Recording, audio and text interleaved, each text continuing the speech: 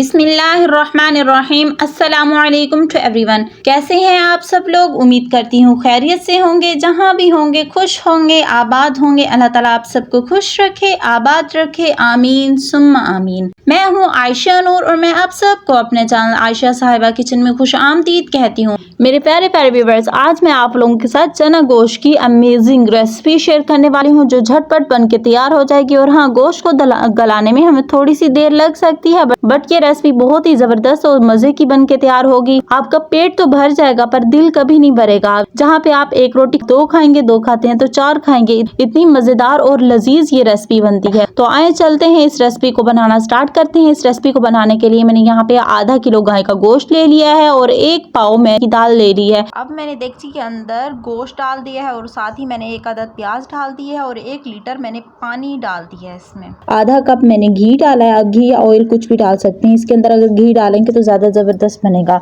और उसके साथ मैंने यहाँ पे 1 चम्मच अदरक लहसुन का पेस्ट लिया है, आधी चम्मच हल्दी ऐड की है, 1 चम्मच साबित जीरा, 1 चम्मच कसूरी मेथी, 1 चम्मच भर के आपने लाल मिर्चों की ऐड कर देनी, 1 चम्मच भर के नमक ऐड कर देना है या आप अपने टेस्ट के अकॉर्डिंग नमक मिर्च डाल सकते हैं। 1 चम्मच भर के आपने गरम मसाले की डाल देनी है या आपके पास कौरमा मसाला पड़ा हो तो वो आपने डाल देनी है। इन सारे स्पाइसेस को आपने मिक्स करना है। मिक्स करने के बाद आपने इसके अंदर 1 पाव टमाटर डाल देना है और उसके बाद कुछ हरी मिर्चें डाल देनी है। इन स्पाइसेस को आपने अच्छे तरीके से मिक्स करना है। और आप लोग सोच रहे होंगे मैं सारे मसाले ऊपर क्यों डाल रही हूँ, या इसलिए डाल रही हूँ ताकि हमारा गोश्त भी गल जाए और इसके अंदर सारे स्पाइसेस का टेस्ट भी अच्छे तरीके से चला जाए और हमारा टाइम भी बच जाए। और अगर आप प्रेशर कुकर में पका रहे हैं तो आपने इसको 5 मिनट की सीटी लगानी है और आपने ½ लीटर पानी ऐड कर देना है। और आपके गोश्त पे डिपेंड करेगा, अगर आपका गोश्त जो होगा ना सख्त होगा तो वो ज्यादा टाइम लेगा, अगर आपका गोश्त नरम होगा तो वो कम टाइम लेगा। माशाअल्लाह सुभान अल्लाह, हमारा गोश्त इस स्टेज पे पहुंच चुका है। ये 80% कुक हो गया है तकरीबन।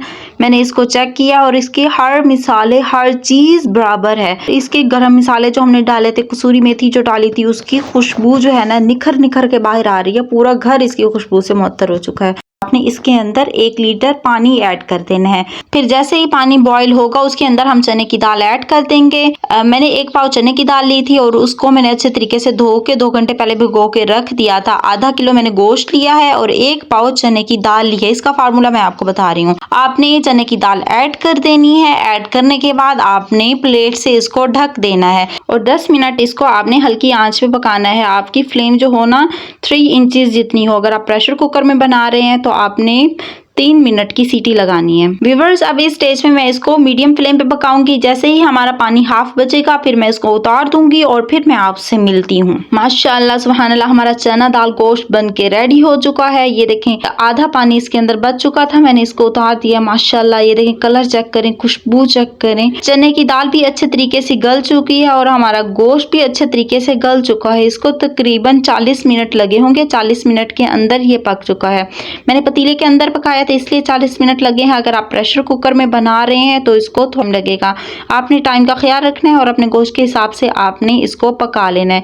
ये देखें व्यूअर्स, मैं आपको चेक करवाती हूँ हमारा गोश्त कितने अच्छे तरीके से गला है और हमारी दाल कितनी अच्छे तरीके से गल चुकी है। और इसका कलर चेक करें, माशाअल्लाह मेरे मुंह में तो पानी आ रहा है। यकीनन इसको देख के आपके भी मुंह में पानी आ रहा होगा। अगर आपके मुंह में पानी आ रहा है तो फटाफट चैनल को सब्सक्राइब कर दें और वीडियो को एक प्यारा सा लाइक कर दें ताकि ऐसी अच्छी अच्छी वीडियोस मैं आपके लिए लाती रहूं और आपको बनाना सिखाती रहूं।